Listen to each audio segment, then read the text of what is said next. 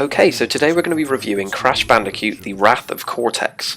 Originally released in October 2001, this was the first Crash Bandicoot game on the PlayStation 2, and it followed a critically successful game which was Crash Bandicoot 3 Warped on the PlayStation 1. That particular game scored over 90 on Metacritic, so this is kind of a tough act to follow for this game. So is it still worth picking up? Almost 2 decades later, let's find out. So before I get started with the review, got to get the necessities out of the way. If you enjoy this review, or if you enjoy the idea of retro game reviews, I really would appreciate a like and a subscribe. I don't know if any of you guys realise, but YouTube have demonetised channels with less than 1,000 subs, so any subscribers would be really welcome at this stage. Imbeciles. So things start out pretty well. After a couple of cutscenes and quite a few loading screens, we're thrown into a very typical Crash Bandicoot kind of platforming level. Being someone that played the original 3 Crash Bandicoot games, I initially kind of reminisced at how great some of these levels were, and actually this starts pretty well, other than me dying there. But before long I'm back in the swing of things, get used to the controls again, and manage to progress through the first couple of levels without too much of a hitch. But this is not the Crash Bandicoot that I remember from the PlayStation 1 days. Let me explain.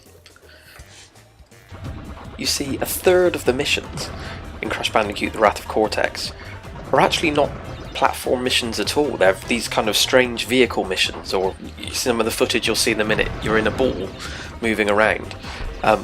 I enjoyed some of these missions. It's just not traditional Crash Bandicoot, and I think that may have affected some of the reviews that this game did receive. To put into context, so we talked before about Crash Bandicoot 3 Warped receiving over 90 on Metacritic. This game received, I think, 66 at the time of making this review.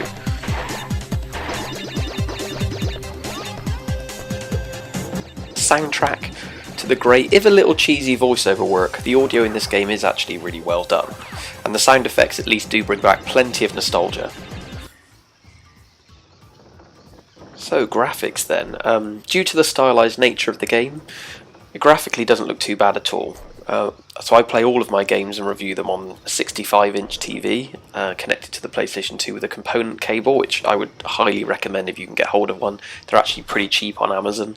Maybe I'll put a link underneath if you're interested in picking one up for yourself. But no, graphically I would say it holds up.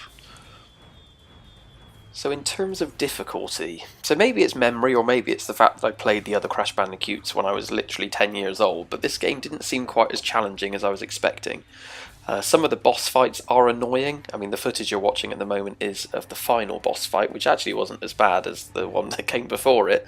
But no, I would say that there were some moments of frustration, but I would say the game is pretty generous in terms of lives that it gives you.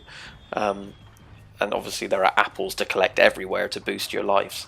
So challenging wise, I would say maybe I would have expected a little bit more of a challenge. But actually still quite enjoyable to play, especially in this situation where I just wanted to kind of get through the game and review it. So on to any major problems then with the game. Well, I hope you like seeing this screen, because you're going to see an awful lot of loading in this game. Literally between cutscenes you have loading screens, even though the cut screen itself may only take a couple of seconds to play back between every level. And just to get back to the main hub world so that you can actually save your game, you need to go through yet another loading screen. I know some of this is a generational thing, this does happen a lot on PlayStation 2 games, but it did seem a little excessive in this case. So on to my second major gripe of this game. And if any of you guys have played it already, or if you're going to play it, I have to warn you, some of the underwater levels are terrible to play. So you end up having seaweed in front of you which blocks your view. You end up not being able to see what's about to hit you as it arrives from the right hand side of the screen. There's a lot of trial and error in these levels just to get through them. They're probably among the worst levels, along with the 4th boss fight, which again, if you've played the game you'll know what I mean. So there are some very frustrating levels, but there are also some good typical platform fun to play levels in this game. So the question is this game worth picking up in 2019, which is when I'm recording this video? You know what, I think it probably is. It's still fun to play, it only costs about £5. I would say it's worth picking up. It's still a classic PlayStation 2 game. It has its problems, which I think actually the game that came after this improved on. But it's still, as the first Crash Bandicoot of this generation, I would say it's worth having in your collection if you are collecting for the PlayStation 2.